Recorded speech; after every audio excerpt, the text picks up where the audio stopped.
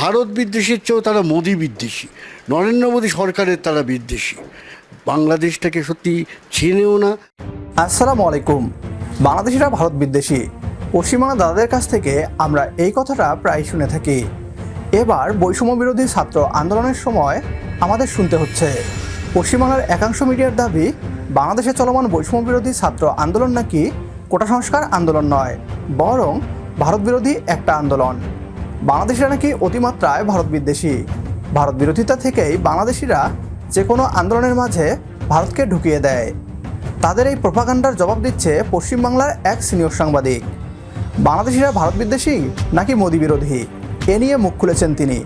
বাংলাদেশের ছাত্র আন্দোলন কেন ভারত বিরোধী রূপ নিচ্ছে, এ নিয়েও তিনি কথা বলেছেন। কি বলছে পশ্চিমবাংলার মিডিয়া, আসুন তা দেখি। অনুরোধ করছি ভিডিওটি শেষ পর্যন্ত দেখার জন্য।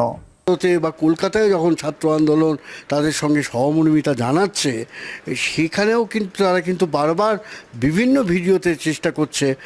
ঢাকায় তো সমস্ত নেট টেট এখনও বন্ধ, কিন্তু বাইরে যে বাংলাদেশের মানুষরা থাকেন, আমি তো আজকেই দেখলাম যে আমাদের বন্ধু যে Kazi Fauzia social activist New York শহরে, সে অনেকগুলো জায়গায় পোস্ট করেছে যে কলকাতার জন্য গর্ব হচ্ছে। ভারত বিদ্বেষের চেয়েও তারা মোদি বিদ্বেষী, নরেন্দ্র মোদী সরকারের তারা বিদ্বেষী।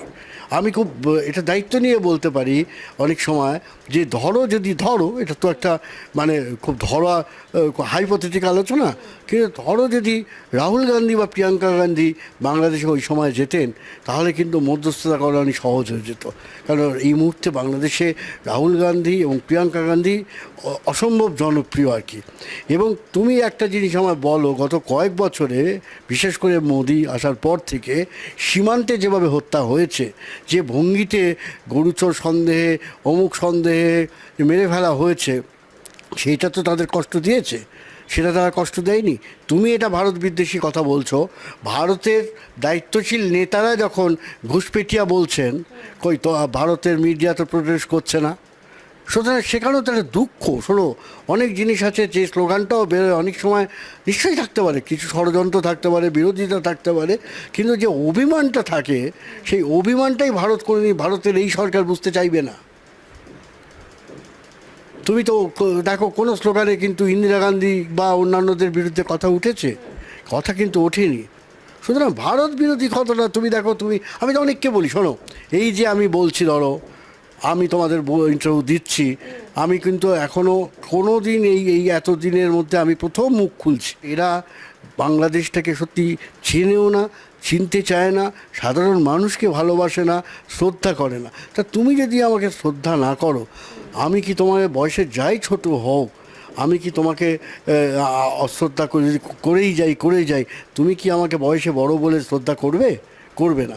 তেমনি ভারতেরও অনেক আচরণ আছে, যে আচরণটা সাধারণ মানুষের মধ্যে একটা ক্ষোভের সৃষ্টি করেছে। সেই ক্ষোভটাকে শুধু তুমি বাংলাদেশ কেন, আমি তোমায় বলছি, তুমি নেপালের খোঁজ করো, আজকে তুমি ভুটানে যাও, তুমি মালদ্বীপে যাও, দেখবে আজকাল ভারতের যে পাল্টে যাওয়া পররাষ্ট্র নীতি, যেটা জোট নিরপেক্ষ ধর্মনিরপেক্ষ ভারতবর্ষ থেকে শিফট করে গেছে, সেই জায়গায় কিন্তু সমস্যা বা জটিলতাটা বেশি করে সৃষ্টি হচ্ছে। বাংলাদেশের কোথাও কোনো দিন ইন্দিরা গান্ধী কিংবা মনমোহন সিংকে নিয়ে অপমানজনক অথবা বিদ্বেষপূর্ণ কথা বলতে শোনা যায়নি। তবে এখন কেন বাংলাদেশিরা ভারত বিদ্বেষী হয়ে যাচ্ছে? উত্তর হচ্ছে, নরেন্দ্র মোদী এখন বাংলাদেশকে নিজেদের নিয়ন্ত্রণে নেওয়ার চেষ্টা করছে। আগের কোনো ভারতীয় প্রধানমন্ত্রী তা করেনি। এছাড়াও বাংলাদেশ বিরোধী বয়ান থেকে শুরু করে সীমান্ত হত্যা তো প্রতিনিয়তই হচ্ছে, আর এ সব কিছুই হচ্ছে মোদীর নির্দেশে। ফলে বাংলাদেশিদের রাগ এবং ক্ষোভ বেড়ে গিয়েছে। তাই ভারতীয়দের বলতে চাই, আমরা ভারত বিরোধী নই, বরং আধিপত্য বিরোধী। আজকের ভিডিও এ পর্যন্তই। ভিডিও সম্পর্কে আপনার গুরুত্বপূর্ণ মতামত কমেন্ট বক্সে জানিয়ে দিন আমাদের, আর ভিডিও শেয়ার করে দেখার সুযোগ করে দিন আপনার বন্ধুদের। পরবর্তী ভিডিও দেখার আমন্ত্রণ জানিয়ে বিদায় নিচ্ছি আজ। আল্লাহ হাফেজ।